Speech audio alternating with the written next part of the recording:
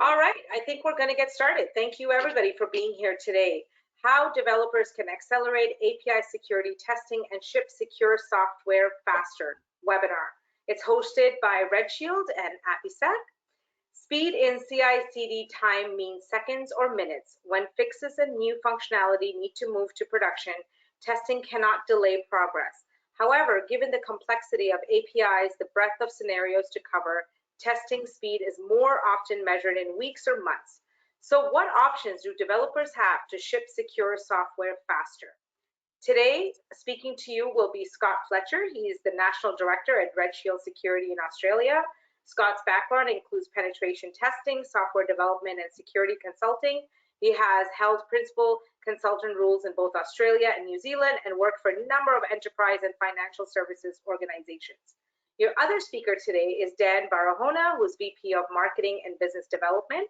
Dan has held executive level roles spanning product, business development, and marketing over the past 20 years at cybersecurity firms, including ArcSight, Qualys, Anomaly, and others. At Appysec, Dan leads the company's marketing and business development efforts and is responsible for partnerships and channels. Dan holds engineering degrees from Cornell University and Rensselaer Polytechnic Institute and an MBA from the University of Michigan. Now I'd like to turn it over to Scott to kick off the webinar. Thanks, Amita. Hey, Dan. And welcome everybody to this webinar. My name is Scott Fletcher, and as Amita said, I work here at Redshield. I've been a penetration tester, I've been a software developer, I was now a solutions architect looking after technical direction and helping customers remediate their vulnerabilities, specifically their API vulnerabilities. And something maybe you don't know about me, but I actually am a bit of an extreme sport enthusiast. In fact, I like things that go fast. You don't get much faster than 240 kilometers an hour falling from the sky at 15,000 feet. So I've been a skydiver for about 3 years. But I've raced motorbikes and jet skis and all sorts of other things as well. And I'll let you introduce yourself as well, Dan. Yeah, absolutely. Since you went all extreme on me, I had to go deep into the archives to come up with something to match your skydiving. So hi everyone, I'm Dan. Been around for a while in cybersecurity out here in Silicon Valley, running marketing biz dev at a lot of companies, including Qualys and Anomaly and ArcSight. This photo is me a long time ago, a lot younger and thinner and fitter, getting arrested in Indiana while on a cross-country bike trip. If you want the rest of the story, you have to follow up with me offline, but definitely a good story in there. So I'll leave it at that. That's not fair, Dan. You told me you were going to tell me what the photo was. All right. I got challenged by one of the cops on the tour, and who told me when we got through Indiana that he'd get me arrested. And sure enough, when we got to Indiana, these 3 cop cars showed up and they chased me down, and I cried police brutality and everything else. But there's the story. Oh, there you go. I was curious. I didn't actually see the handcuffs when you sent me through the picture, so I was very curious. But that's awesome.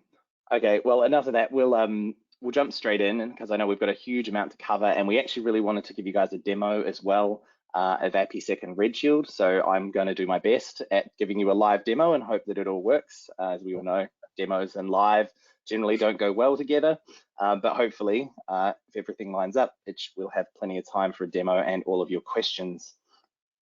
Cool. So I'm going to give a brief overview of what an API is. But first, I'm going to hand over to Dan and set the scene a little bit about where APIs are used.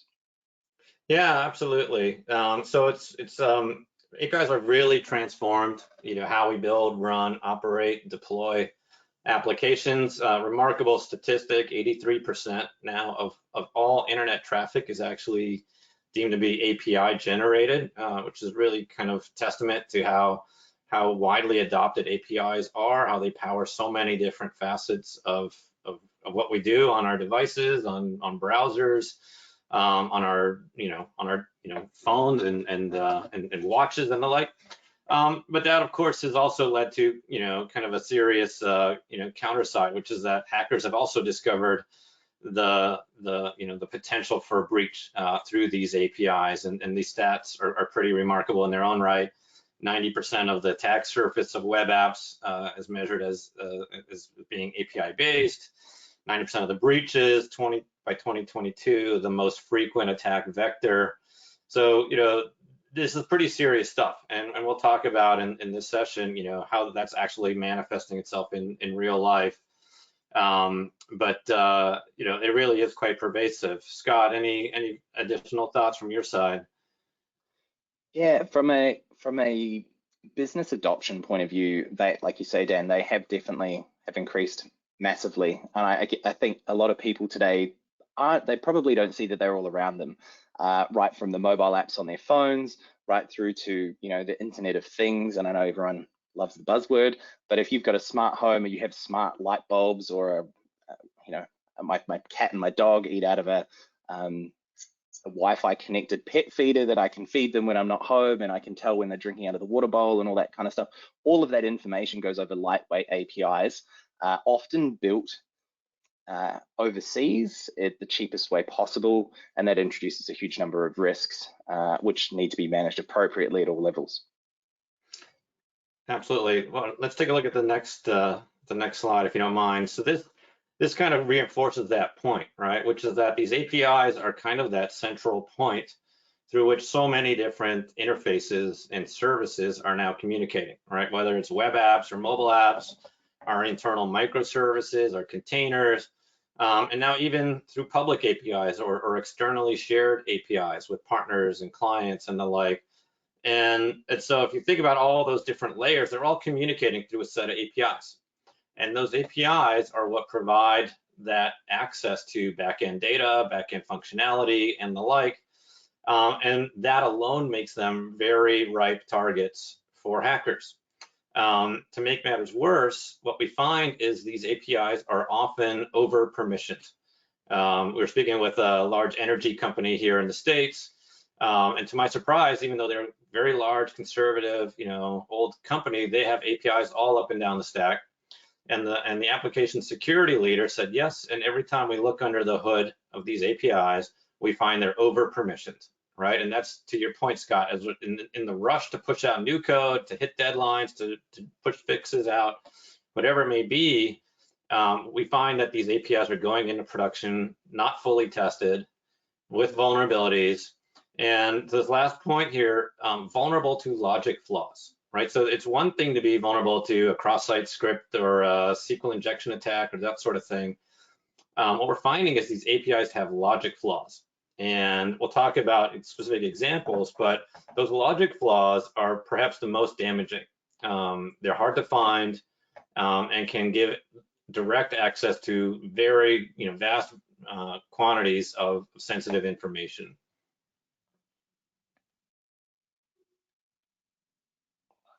Perfect. So we're going to talk a little bit about security issues as well, and the types of security issues that specifically affect APIs. There are so many. I'm probably not going to have time to cover them all, but I did want to introduce some of the ideas and actually give you some real world examples of things that I've seen during my time as a penetration tester. Obviously, we have OWASP. OWASP is the Open Web Application Security Project. They have produced a project called the OWASP API Top 10, which is a similar theme to their normal Top 10 project, except it's specifically targeting APIs. They have a very vast collection of general categories of which issues face APIs. But some of the more things that people don't actually think about are parser and library vulnerabilities. So for those that perhaps a little bit more technical on the call, you've got XML entity expansion and JSON serialization and deserialization bugs that were, it all really comes down to understanding the software supply chain. And often you might be using components that use vulnerable libraries or components that haven't been patched that are vulnerable to these types of issues. And I remember when XXE was first introduced, and it was became quite the flavor of every penetration tester out there, because at some point your application is using an XML parser, and often those parsers were installed with excessive permissions. In some cases, they're installed as root on Unix boxes, which would allow you full access to the operating system. And it was very easy from, you say you've locked down the application, but then you're calling out to a third-party library that you didn't know existed that's running as a privileged user, that then you can access, essentially every file on the box and every file that it's connected to on the network. But they're not specifically just limited to things that you can control either. In some cases, you've got client-based issues. So you've got an API, you obviously want people to interact with that API, you want to do it in a secure fashion, you want to know who's connecting, which means you have to have some sort of authentication mechanism. And by doing that, you're obviously having to provide credentials, and these credentials are stored by users and often stored in a very poor fashion. So even though you may have authentication deployed for an application or API, you still have to consider, well, what happens if credentials are reused? What happens if credentials are stolen? And in fact, there is actually a really good example, and I'll start with this one. During my time as a security engineer, we found that we were hosting with a very large cloud provider, I can't name them, and they had a name registrar, which they allowed to interact with their DNS service via a third-party API. And the credentials had actually been stolen from the third party and then used to update the name servers for a very large number of financial institutions here in Australia, where they could essentially say, okay, if you're coming from an unpatched browser, we're actually going to redirect you to a malicious site and then compromise your browser and compromise those users' endpoints. It was quite interesting though, because the actual console when we logged in was showing that the name server records were correct. However, at the back end, so a third-party API had updated it, and we were unsure exactly what was going on. Yeah. One really interesting, one interesting example. Yeah, and Scott, that actually kind of reminds me of what happened just recently with Experian, where they had, quite a well-secured API that they offered to clients and partners and the like to look up credit records of bank applicants and the like. And one of their partners took that API and literally exposed it to the world. And to Experian, it looked like traffic coming from the partner. And yet, in fact, it was actually a fairly wide open exposure of their API. So just reinforcing the danger of just trusting the third parties to be protecting your APIs. You really need to take care of that yourself. That's very true. I've got a few other examples, but I know we've got lots to cover. I will bring up one very quickly, and that was my early days as a pen tester. We had we now call them cyber physical systems. Essentially, we're talking industry 4.0 stuff, where you've got sensors and you've got all that aspects in an ecosystem interacting with one another, including humans. And the poorly built API, which was a JSP backend, had a Flash front end exposed to the internet, had no authentication or authorization whatsoever. So, this was a complete absence of security controls for something that was controlling critical infrastructure over here on the side of the world. Yeah. But while we continue, I know we really wanted to talk about some real world examples, perhaps over on your side of the world. Yeah, absolutely. So I'll try not to belabor the point too much here, but these API threats are more than theoretical. We're seeing them almost daily in the news, right? Peloton last week, Experian the week before, Facebook the week before that. So a few examples here. Postal Service had an API that allowed shippers to programmatically access, where are their packages, when are they being delivered, what address, when, who signed for it. And someone discovered that this API could be manipulated. You could update the query parameters and adjust a user ID by 1 digit. And instead of looking at my packages, I'm looking at Scott's. Or instead of Target's, I'm looking at Walmart's. And this malicious person decided, oh, that's interesting. Well, I'll just write a script and iterate through 60 million different requests and harvested all that information. So really an example of a lack of control to prevent user A from accessing user B. At Peloton, this is quite recent in the news, an unsecured endpoint provided direct access to pretty much all users of Peloton, myself included, including all profiles that were marked by the users as private. The API disregarded the privacy setting and still provided access to all that information. At Venmo, there was a feature on the homepage that would show you the most recent 20 transactions, and the homepage would strip out all the sensitive bits. someone discovered that the API could be called directly, and the API does what it does. In this case, returns all of the records, all of the fields, all the sensitive bits, everything. And it's a programmatic interface, so he wrote a script to run that query 100,000 times a day, and did that for months on end, harvesting 200 million transactions before being discovered. At Instagram, this is an account takeover flaw, so if you forgot your password, no problem. Not only could you request a reset code, you could do that by API. And the API, the way it was designed, that code would only have a 10-minute lifespan. You could only guess 200 times before being timed out. But there was no limit on how many API or how many IPs you could guess from. So somebody just created a farm on AWS and simply iterated through IPs until they got to the right code. And then lastly, Bumble. It was an unsecured API, gave access to the entire database, but also gave write access. So not only could they view records, they could manipulate them and turn on premium features and the like. And so all of these 5 examples actually map directly to the OWASP, the top 5 elements of the OWASP. Number 1, authentication issues and so forth. And the point of all of this is that none of these were classic security flaws, right? Not one is an injection attack or a CVE that got exploited. These are all logic flaws, right? And as we mentioned earlier, those are very difficult to find. They're on your own personal 0 days, if you will. And it's really critical to actually have a mechanism, a means to be able to continuously monitor those APIs and uncover these types of logic flaws. And we'll talk more about how you can go about doing that. Awesome. Thanks, Dan. So in summary, you really do need to consider your attack surface. Your risks change over time and new threat vectors are introduced regularly. And probably my key takeaway is you actually need to consider your supply chain here. In many cases, you actually have no idea what you're running, and that also includes your web server and all the infrastructure between your API and your API consumers. Awesome. So we're going to get straight into how we would look about securing the API and also about how to find and fix vulnerabilities. I'm going to get Dan to start off here as well again to explain to us how he would essentially consider at what points in the development lifecycle would you actually start thinking about security. Yeah, absolutely. So we got a chart here that talks about what you can do in the design phase, a test time, in production. And hopefully you gathered from those examples that there are security vulnerabilities that we've talked about, and now there are these logic flaws, which is a different type of beast to worry about. And it's actually those logic flaws that are behind the vast majority of these API breaches.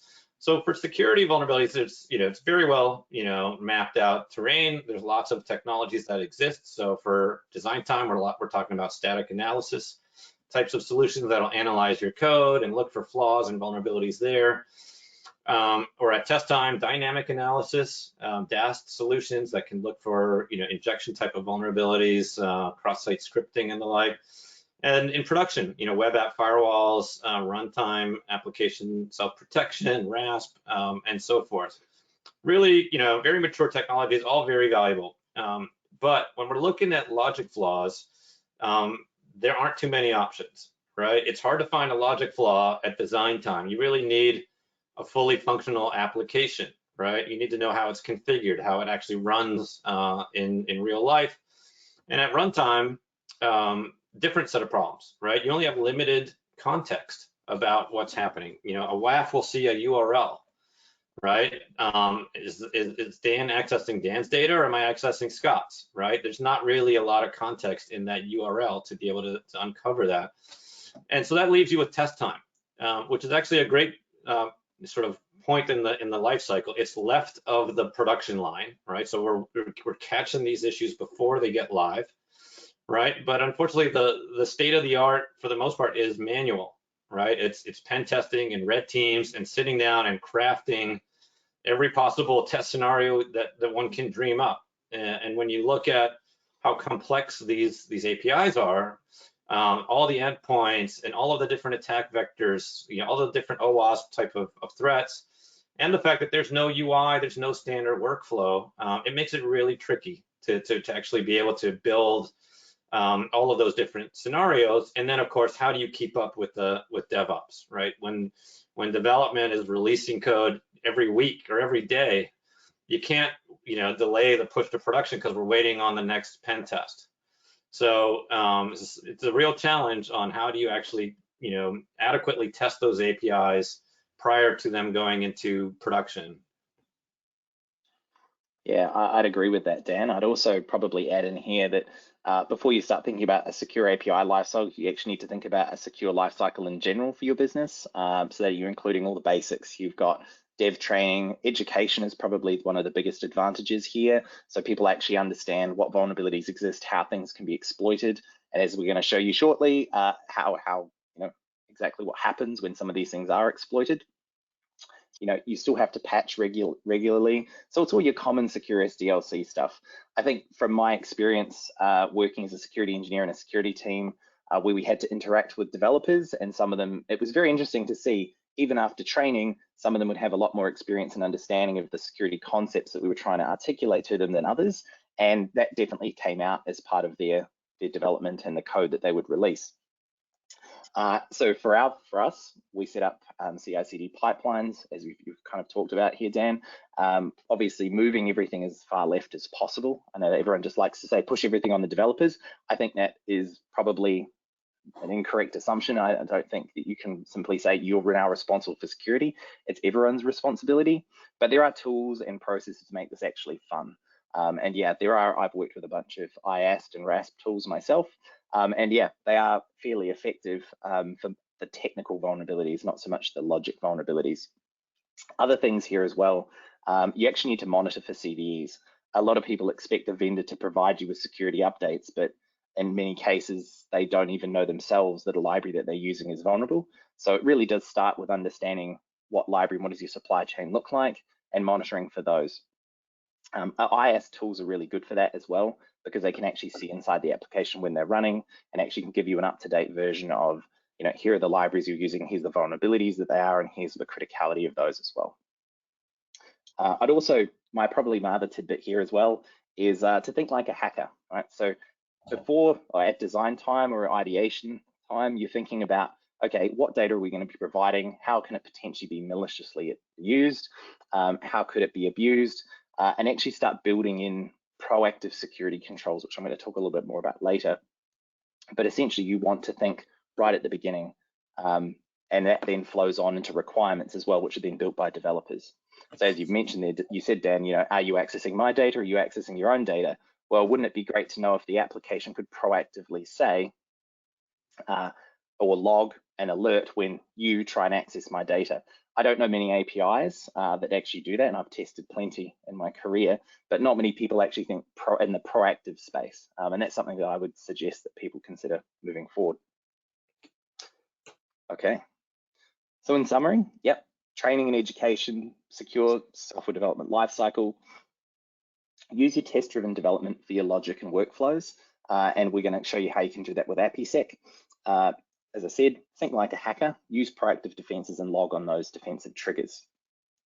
In fact, it would be really good to know as soon as someone was trying to do something that they shouldn't, instead of simply relying on, there are bot protection technologies out of there that say, oh, we're trying to detect when someone, an IP address or someone's doing something malicious by making too many requests and using risk-based scoring. It essentially doesn't work as well as you implementing the control yourself, because you actually understand the context in which that application or API is being used.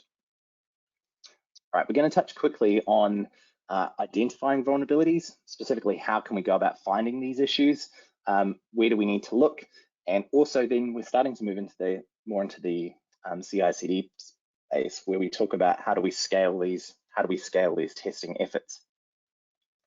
So it can be quite challenging finding vulnerabilities. Often there's a lack of understanding around the functionality that the API actually provides. A lot of these APIs are quite old, and in some cases they may not have code or poor code quality. Once again, we've talked about supply chain. You may not know what libraries are actually being used. Certainly if the code's compiled, how you're actually going to understand how that works. And I guess one of the key things here as well is a lack of regular and thorough testing, whether that be testing you perform, external testing, pen testing, automated testing as well. I probably won't spend too much time talking about vulnerabilities and how to find them. I think an interesting thing here is to think outside the box. So I'm going to give another example. We had earlier in my career, we tested an API. It originally was there was a web application. It was a financial piece of software where they only provided access via the internet, via a web browser, and then they essentially said, look, we need to move into the mobile space. They didn't build a native mobile application. What they actually had done was use something called PhoneGap, which was an application that allowed you to take a HTML website, compile it up with some JavaScript, and deploy it as an application to the App Store. That also then had to have an API for it to be able to push and pull data.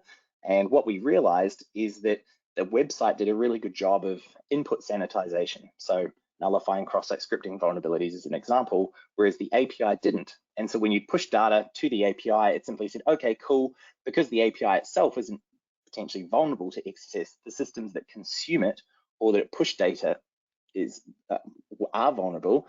Essentially, they didn't really consider it a risk, or potentially hadn't considered it a risk.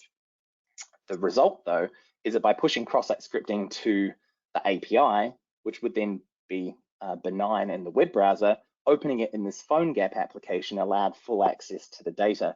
And it actually went one step further, because what we found is that the PhoneGap API, which has been patched, I should mention, and since then, this was many years ago, actually provided native JavaScript APIs to native iOS and Android functions. So not only were you now talking about compromising the data of the application, you actually could upload and download files from the user's phone, you could turn on the camera, you could turn it into a listening device. It was actually quite interesting what we could do with it. But I guess here, what I'm trying to say is you need to consider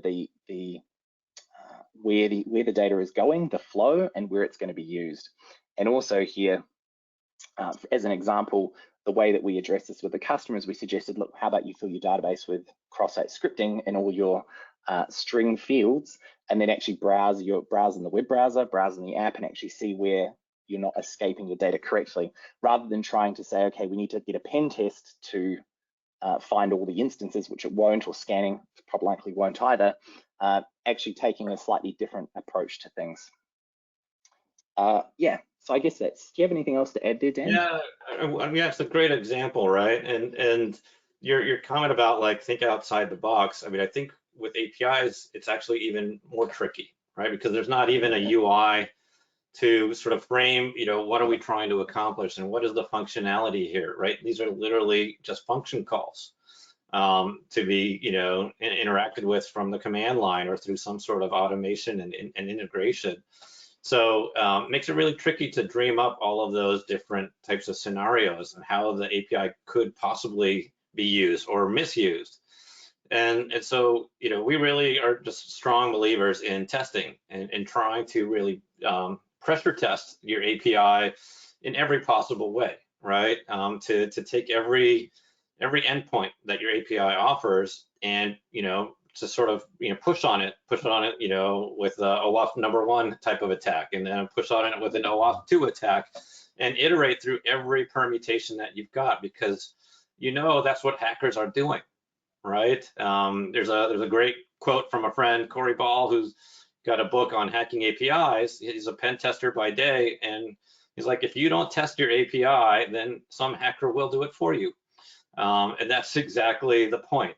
That's what they're looking for, right? And so APIs actually sort of take that, to another level of challenge, because there's not such a well-defined workflow, a UI to constrain what you can do. These are programmatic interfaces, and so they will do whatever the application has been written to allow it to do. And that means there's a lot of potential for flaws, for loopholes, for abuse and exploit. I definitely agree with that, and I would simply say using monitoring tools as a bolt-on after the fact, after it's been deployed, is not going to stop any of the logic type issues. As you've already mentioned, with a URI with a parameter of 1 versus 2, a WAF, AI-driven WAF, any of the bot products aren't going to be able to detect and take appropriate action to stop that data being accessed inappropriately. Yeah. Awesome. Okay, so in summary, move as much to the left as possible to enable your developers and people involved in the development lifecycle to identify vulnerabilities early in the lifecycle. Automated security testing is great. We're going to show you how to do that with Appysec shortly. Manual security testing and thorough external penetration testing is highly recommended. And you probably want to align that with release cycles as well. I have put monitor for threats and defensive triggers here. So we've only specifically really been talking about application and API specific vulnerabilities, but there are other things as well that you need to consider, certainly around bot and DDoS as well, and those fit into that monitor category. All right, so as far as fixing vulnerabilities goes, what options do we have? What other mitigation strategies can someone employ? And also, how do they fit in with your DevSecOps environment? All right, well, this is essentially what Redshield does on a daily basis, is fixing vulnerabilities and fixing them fast. So we are a application security managed services provider. We use industry best breed tools to fix vulnerabilities. So Appysec's really good at finding vulnerabilities. Redshield is really good at fixing them. So before we show you and talk a little bit about how that works, you know, what options do people actually have? And to be honest, our biggest competitor in getting customers to fix vulnerabilities is that they just risk accept them. They say, no one's going to find us, no one's going to hack us. And I know it seems really obvious to everyone, I'm sure, on this call that you actually should find and fix everything you know about it. Most of the time, they just say, oh, well, we haven't been hacked yet. And the keyword there is yet. You can risk transfer, you could insure yourself. In many cases, a lot of people try and DIY this themselves. You know, that's great if you've got an active project that's being maintained regularly and you've got an existing CI/CD pipeline, you've got experienced developers, you've got the time, resource, money, you've got nothing else going on as well, and you can then get things fixed. In many cases, that's not how it is. And in many cases, a lot of these APIs are so fragile, but business critical, people are so afraid to touch them. Which leads you to, what other strategies have you got? Web application files are web application firewalls are one of them. We've talked about RASP. There's other defensive and protective technologies that you can deploy as well. You could simply turn it off if you wished, but then obviously your API isn't accessible, and that's probably not very acceptable to the business. And that's essentially where Redshield comes in. We designed Redshield as a solution. As I mentioned, I have a background in penetration testing, as do most people at Redshield. And what we would see is customers knowing about their vulnerabilities even. You know, we'd do the testing for them and then come back a year later and say, well, why is this not fixed? And it was because, for all of the reasons we've just discussed, or they weren't sure how to start, or they just didn't care. So this is where we thought, look, we're really good at finding vulnerabilities, but we need to now start helping people fix them. And so this is the idea where Redshield was born, and the idea that we need to mitigate as many vulnerabilities as possible and get you close to 100% vulnerability mitigation. But the only way that we can do that is by addressing the logic vulnerabilities and having the capabilities to do so. I'm going to show you how that works shortly, but I do want to give you an example of how it fits in with a DevSecOps environment using an example. Because one of the things that we often see when we talk about bringing in a third party like Redshield to deal with application vulnerabilities is developers going, oh, the WAF, we've tried WAF, it's broken, doesn't work, causes us problems, doesn't fit in with our automation. And these are real world challenges that developers have. And being a developer myself, I understand that I don't want to be impeded in being able to deliver the outcome that I'm employed for. And so essentially, Redshield has got, we have lots of customers that have varied environments. Some of them are just production only, some of them are fully active, full CI/CD pipelines. So we're actually able to set up multiple environments, multiple content routes to route that traffic through different environments.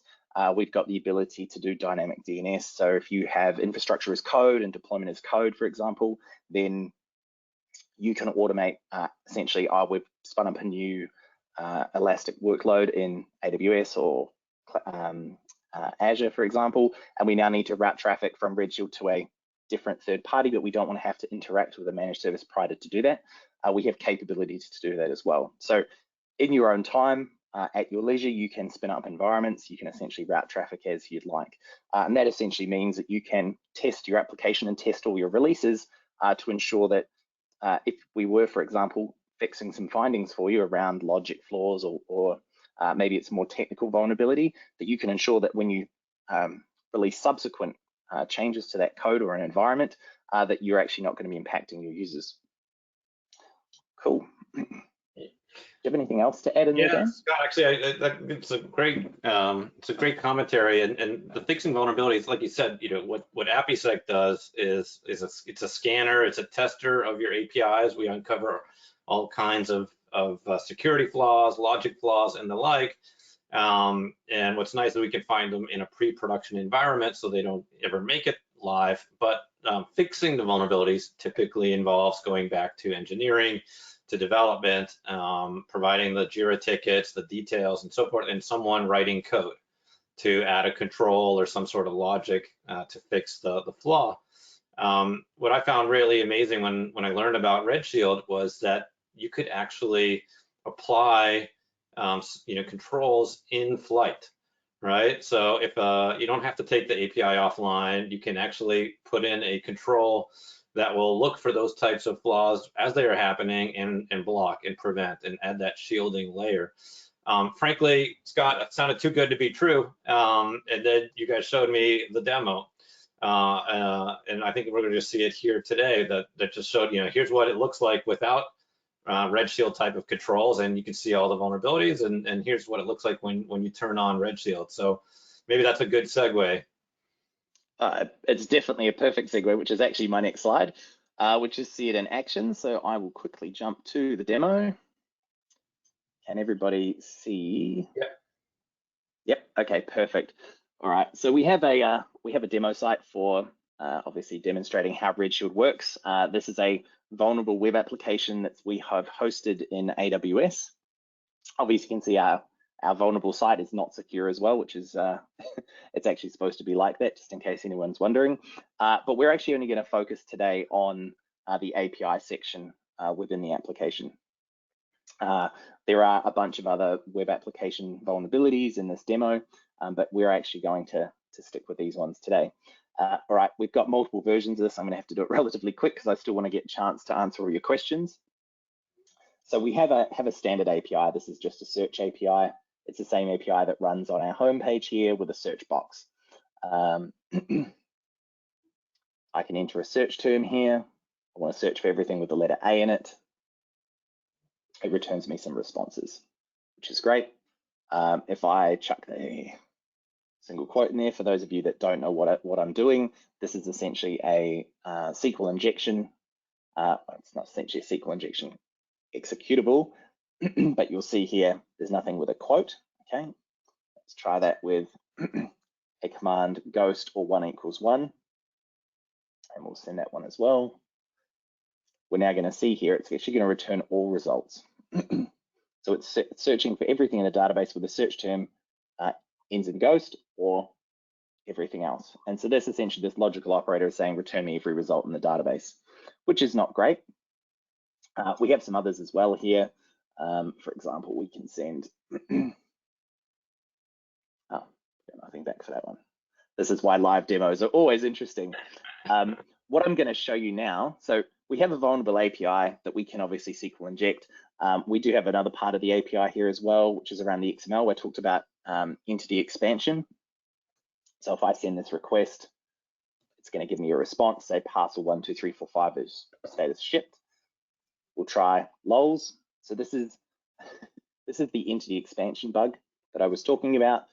You probably don't need to know exactly what's going on here, other than the fact that this is going to make a fairly small request turn into a fairly large response.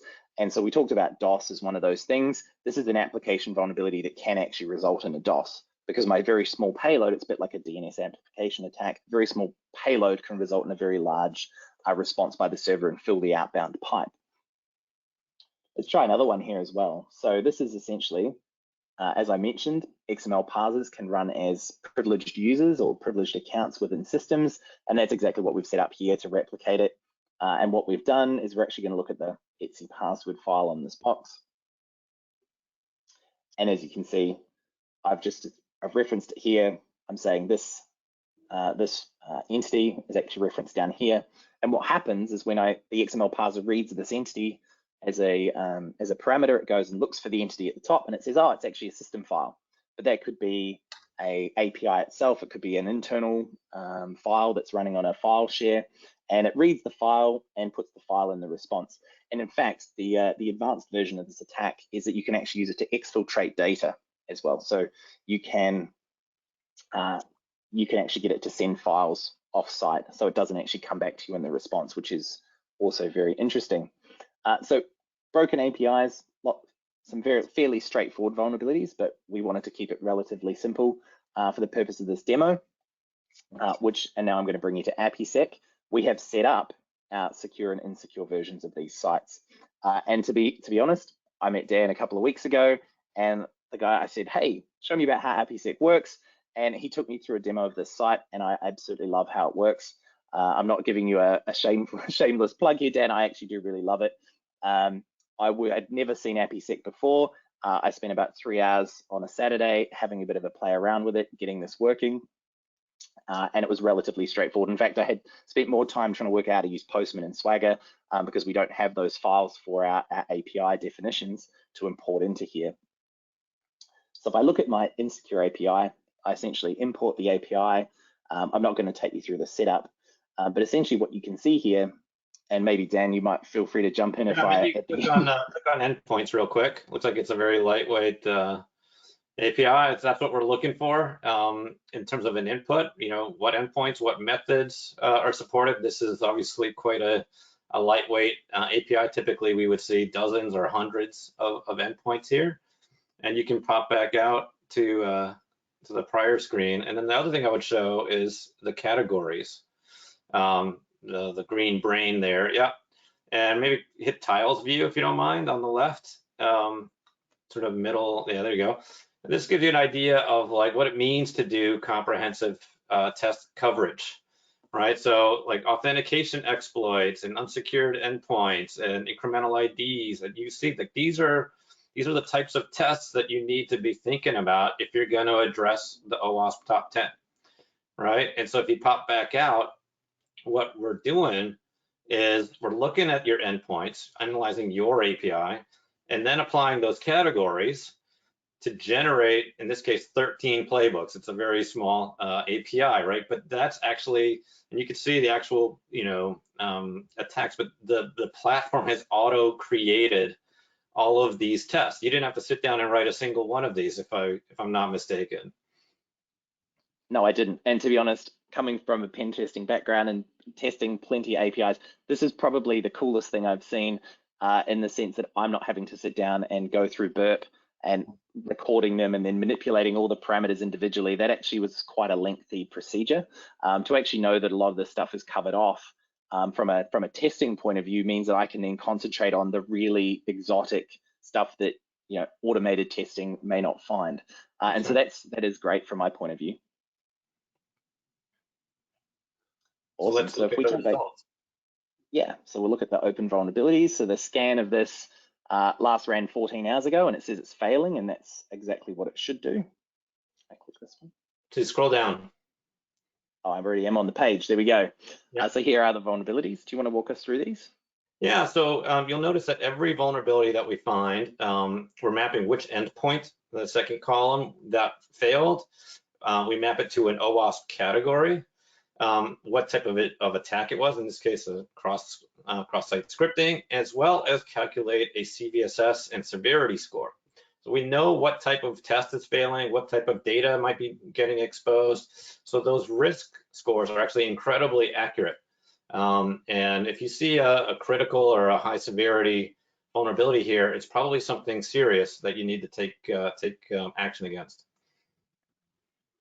Yeah, and look, I know the API, seeing as we built it, and I can say that all of these issues do actually exist, which actually is really interesting because efficacy and accuracy is one of the things that you don't get with static code analysis tools. For example, I've worked with many in my time, and I think when I ran one in my previous job, I think I had something like 200,000 results to look through, And at which point I went, I need a better tool, of which I would have come to Appysec had I known it existed.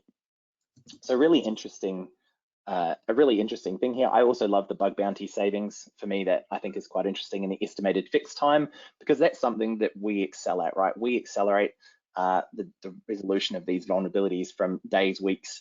You know, you've put 29 hours here. I would say that's probably quite generous. I think a lot of people take a lot longer to fix vulnerabilities. It takes them a long time to even understand that they exist, and then to actually fix them. Typically, we're seeing customers taking about 6 to 12 months to remediate, even the critical ones in many cases.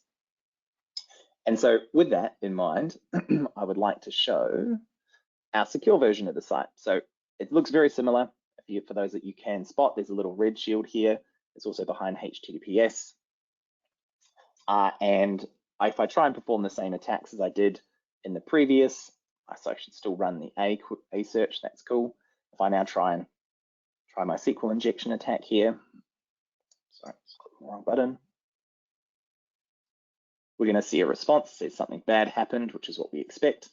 And so here is a simple answer of a simple response that we've returned. Essentially, Redshield has said, okay, we don't like this. We know it's SQL injection. It's a very basic attack, and I know it is very basic. But essentially what we're doing here is essentially stopping the SQL injection from being exploited for this particular host name. We could try the same thing again for our other API. We'll look at our XML expansion one here too. Send that one. We're also going to get a blocking page. I should mention, and we haven't really demonstrated the full shielding capability at Redshield, but as an example, we can enforce authorization and authentication across API requests or web requests. For us, it doesn't really matter whether it's a HTML-based application or a JSON XML endpoint or a WebSockets endpoint. From us, it's essentially the same approach we would take to remediate these vulnerabilities.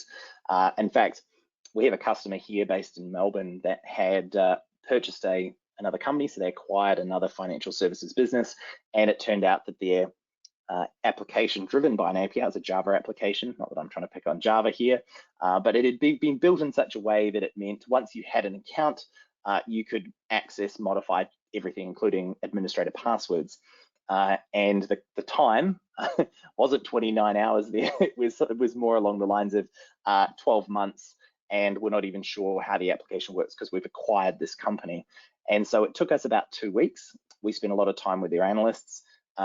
It isn't a set and forget solution. We do need to understand in depth and detail, which is where the Appysec, and I know we don't have time to show it, you can actually drill in and actually see the exact query that was run. You can see the exact assertion for whether it was a pass or fail. So you can almost have the steps to reproduce. And that's exactly what we need to then go away and say, okay, here's the mitigation strategy. Here's the actual code that we're going to write as a security function that runs, essentially security function as a service that runs on our platform to actually address these vulnerabilities. And after 2 weeks, they got a subsequent retest from their pen test company and found all the vulnerabilities were fixed. And then we obviously manage that ongoing for them as we're now a core security function within that business's application. And instead of saying, okay, well, we have to turn the app off or we have to try and bodge fix it ourselves, we've had Redshield fix it within 2 weeks for a reasonable amount of money. And we're going to keep it for 6 to 12 months until we migrate everyone off the platform. So from our point of view, that's a great win from the customer, from the end user's perspective. The business themselves don't have to worry about essentially fines for data breaches as well, but they can also keep their business operating because the last thing you want to do is buy a new business and then find that you've brought a whole lot of security vulnerabilities along with it too. Yeah. So as some of you may, because I know we want to wrap up and have some time for questions, I just want to show, it does say one vulnerability that's failing here, and I've left it here for a particular reason. If I scroll down, it's telling me, allows, essentially it's saying that it can, someone can sign up for a basic account, which actually is how our demo site works. It's not connected to anything else here at Redshield, but essentially the assertion here is correct. So even in our secure site, there is something that we need to go and fix that essentially is correct. Obviously, we could filter this out if we decided that was how it was going to be, but yes, the site runs over basic authentication.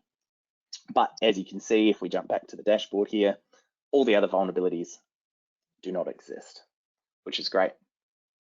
Yeah, Awesome. And I know we've got about... It's pretty cool. I mean, we've got plenty of clients that run WAF and wonder why are they still seeing vulnerabilities. And you know, I think the demo was quite, you know, compelling. Like, these are vulnerabilities that get through the WAF, especially the logic ones. And so a WAF is critical. We recommend, you know, that clients use them, but it's not going to be a silver bullet for all of the threats and vulnerabilities, especially the ones targeting your APIs. So it's a really cool demo to show that with something like a Redshield in place, you can actually protect in production, which isn't to say don't go back and fix the code, but it just means that you do have another alternative, something you can do very quickly to mitigate those risks. Yeah, perfect. Awesome. I know we've got about 10 minutes left, so I'm going to jump to answer any questions that have come up during the webinar. Yeah, Sumita, do we have any questions? Yes, we do. So we have a couple of questions that actually came in just prior to the webinar. How and when are pen testers engaged to modify or create new test cases in the API and application development cycle? And I'll throw it to both of you. Yeah, Scott, maybe you can flag that first as a pen tester. When should you get engaged? As a pen tester, look, so if we go by the secure by design principles I've already mentioned, I think you should start right at the beginning. I think pen tester probably isn't the person that you would like. You probably want a security architect at the beginning. Pen testers are great, but they're going to tell you the sky's falling. So you want someone that's going to be positive and proactive in helping you build those security controls. As I mentioned, you need to think about how the application can be abused, and then build those proactive controls. So as early on as possible. And I would say that you also should have continual ongoing engagement. Security isn't something you fit on at the end. It actually occurs in all the steps throughout the life cycle. Yeah, and I would just add, you know, we're big believers in trying to find these things pre-production. So, you know, pen testing the code, when it's all put together, you know, you can actually exercise the application and the API and all of its functionality. So probably sometime in QA test stage, you know, something like that. And of course, we recommend automation as much as possible, which isn't to say you don't need pen testers, but you want to use a tool like what we've got that will actually, you know, exercise every API at every release against all of those different vectors. And I'll just ask you, Scott, you've got an offer here. I want to make sure that you cover that for the audience.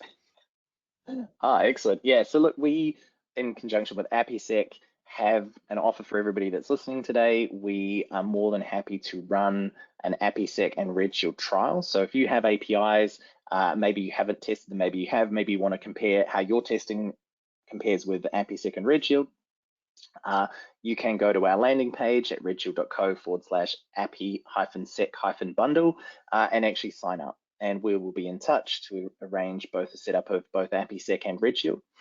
If you find issues and you want us to look at how we could address them, we have two options for essentially demonstrating to you. That can be in an out-of-band or in-band trial. If you would like us to just demonstrate, hey, you've got a vulnerability and you'd like us to show you how we would fix it without touching your code and how we can do it at scale and fast, then yeah, definitely reach out. Our emails are both on the screen. It's scott@redshield.co and dan@appysec.ai. We have another question. So if I ensure that my devs are appropriately skilled and built according to measured best practice to the left, do I resolve the issue forever? So I'll jump in. I'm sure you'll have more useful context. No, I don't think so. I mean, you know, it's just very difficult to code and to consider every possible permutation, angle, you know, abuse, and so forth. You know, relying on developers to think about every possible way in which an app could be misused, it's really putting a lot on their shoulders, on top of deadlines and functionality and the like. So I wouldn't rely on that approach. It is really putting a lot of pressure on your developers to be truly security experts. So we definitely recommend that you supplement. I mean, security training and awareness is valuable for developers, but you can't simply rely on that. So augment that with testing, with monitoring, with a lot of the things that we've been talking about here to actually validate that your applications are secure, that they're free of vulnerabilities. And frankly, your auditors are going to be looking for that too, right? If you've got PCI or GDPR or SOC 2, it's going to require that you do a risk assessment and that you have appropriate controls in place. And saying, we've trained the developers to not have such flaws is probably not going to satisfy the auditors. Scott, I'm curious if you have any personal experience here as well. Yeah, being an ethical hacker and also a developer, I do find that they have very different mindsets. You find most developers are about building functions and features and does it do what it should do, versus an ethical hacker or penetration tester, which is, can I get it to do something that it was never intended to do? And so, yeah, you're very right. You want that. They are very different mindsets, and not many people have both. And so, yeah, requiring developers to think in a way that doesn't come naturally for them is just setting yourself up for failure. Yeah, I would definitely say everyone throughout the life cycle is responsible, not just the developers on the left. We have another question. How much of knowledge on security must a developer be aware of while developing products? I'll take that, Scott. Yeah, that's an interesting one. I think I would love to say every developer should be trained as good as every ethical hacker and we wouldn't have any problems, although I know that's probably expecting too much. I would say having a fair understanding of the basics is very important. So you'd be looking at OWASP top 10 at the bare minimum. In fact, it should be a requirement for all developers during a hiring process, in my opinion, that they should have a rudimentary understanding of it. And if they don't, they need training. But just saying that it's not a stopgap measure. I think, as I mentioned, new attack vectors are released regularly, and staying up to date is actually one of the hardest things that you need to consider. And you need to also factor that in terms of ongoing education and training for your staff. And I would just add, the best organizations that we work with have found a way for security and developers to really kind of build a collaboration. Some organizations now even embed security people into the dev organization to be champions, to be on the lookout, to educate, to add some additional attention. So there are ways for the two sides to really work together in a more seamless way than I think we typically see. Thank you. So in looking at time, I wanted to ask Scott and Dan if you had any closing remarks for the audience today. Scott, maybe. Do you want to go first, Dan? Oh, yeah. I'll go first. Okay. Look, yeah. So I know we've covered off API vulnerabilities at a very high level. I think there are other things I've kind of mentioned briefly as I've gone through here. You still need to consider bots. You still need to consider DDoS. You really do need to consider DR and business continuity planning as well. Having one single API, you should never rely on that API is going to be there forever. And that also you need to consider what happens when you do come under attack. What are the controls? And you should regularly test those controls to make sure that they work. And it's one of my favorite sayings is that, everyone says obscurity is not security, but I actually think hope is not a strategy is probably more appropriate for people that don't understand these things before they come under attack.